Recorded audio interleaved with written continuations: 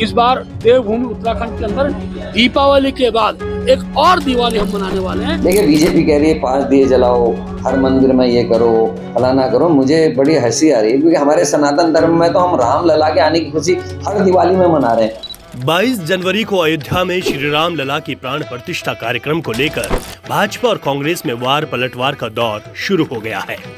उत्तराखंड में भी कांग्रेस और भाजपा इसको लेकर आमने सामने है।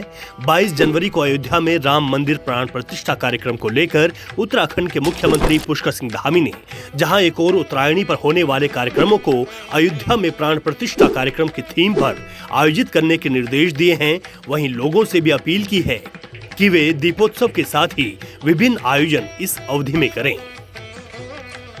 लेकिन कांग्रेस राम मंदिर के इस पूरे कार्यक्रम को भाजपा का चुनावी मुद्दा करार दे रही है। कांग्रेस के प्रदेश अध्यक्ष करण माहरा तो यहां तक कह चुके हैं कि भाजपा को राम से कोई लेना देना नहीं, अगर ऐसा होता तो शंकराचार्य से वहां पूजा अर्चना कराते। उनको धर्म से, राम से कोई लेना देना नहीं है। अगर राम से लेना देना होता तो बहुत शालीनता से शंकराचार्य से वहां पूजा पाठ हवन करवाते। कांग्रेस के सीधे तौर पर आरोप है कि भाजपा इसे पूरी तरीके से चुनावी मुद्दा बना रही है, यानी कि साफ है प्रदेश कांग्रेस ने इस कार्यक्रम से दूरी बना ली है। कांग्रेस प्रदेश अध्यक्ष करण माहरा का कहना है कि जिस कार्यक्रम में बड़े धर्मगुरुओं का अपमान हो रहा हो वहां सनातन धर्म वालों को नहीं जाना चाहिए। हालांकि उधर भाजपा ने पूरी तैयारी प्रदेश भर में कर दी है और इसको लेकर गदगद भी दिखाई दे रही है। उस दिन दीपक तो जलेंगे ही, घर जगमगाएगा, लेकिन हमने आह्वान किया 5 दिए। उत्तराखंड में 5 लोकसभा की सीटें हैं, 5 दिए हमारा प्रत्येक कार्यक्रम पूजा स्थल में जलाएगा। इस प्रकार कार्यक्रम की रचना इस रूप में हुई है। लेकिन बात सिर्फ यहीं खत्म नहीं होती, यहाँ कुछ इतिहास के पन्नों को टटोलना भी जरूरी है।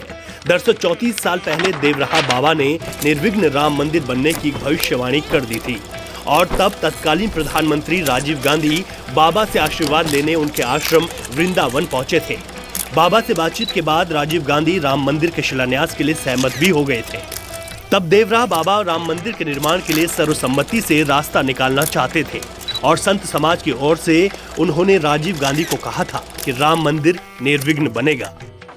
यानी कि इतिहास और आज के वर्तमान को देखा जाए तो आज कांग्रेस जिस तरह से राम मंदिर प्राण प्रतिष्ठा कार्यक्रम को लेकर बयानबाजी कर रही है वो ठीक तो नहीं है। हाँ, इतना जरूर है कि कांग्रेस इस बात पर बल दे रही है और भाजपा पर आरोप लगा रही है कि अभी मंदिर निर्माणाधीन है और ये कार्यक्रम चुनावों को देखते हुए भाजपा जल्दबाजी में करा रही है। ये तो हुई इतिहास की बात। अब वर्तमान में अगर कांग्रेस की स्थिति को देखें तो पूरी तरह से दुविधा में फंसी दिखाई दे रही है। कांग्रेस नेता राम मंदिर प्राण प्रतिष्ठा कार्यक्रम में शामिल होते हैं तो उनको लगता है कि भाजपा की जीत है और नहीं होते हैं तो जनमत के सामने फजीहत। इसको लेकर राजनीतिक मामलों के जानकार भी अपनी राय रखते हैं।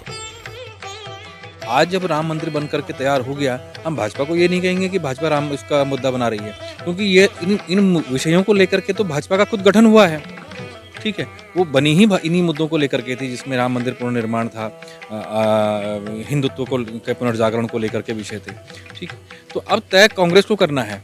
ठीक, अब आज ये भाजपा ने जिस स्थिति में कांग्रेस को लाके खड़ा कर दिया है कि अगर वो राम का विरोध करती है तो भी उसे नुकसान है और अगर वो राम के पक्ष में खड़ी दिखाई देती है तब भी उसे नुकसान है।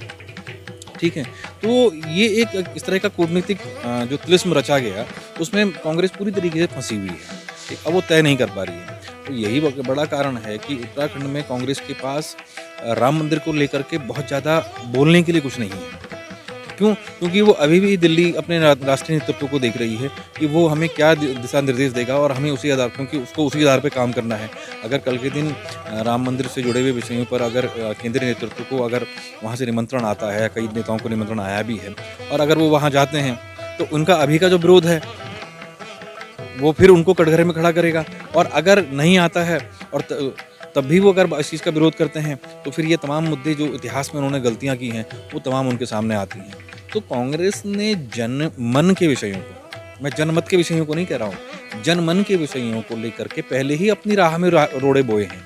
तो ये जो कांग्रेस के साथ हो रहा है कि किसी और ने नहीं किया, ये कांग्रेस की खुद की भी गलतियां हैं जिनका नतीजा है कि वो उनके सामने अब बड़ी समस्या के रूप में उभर के आ रही है। यानी कि कुल मिलाकर देखा जाए तो फिलहाल उत्तराखंड कांग्रेस अपनी हाईकमान के निर्णय के इंतजार में ही दिखाई दे रही है। अब कांग्रेस हाईकमान इस पर क्या फैसला लेगा ये देखना है, लेकिन वर्तमान में उत्तराखंड कांग्रेस इसे भाजपा का चुनावी मुद्दा करार दे रही है। पंजाब केसरी नवोदय टाइम्स के लिए देहरादून से रवि कैंथुरा की रिपोर्ट।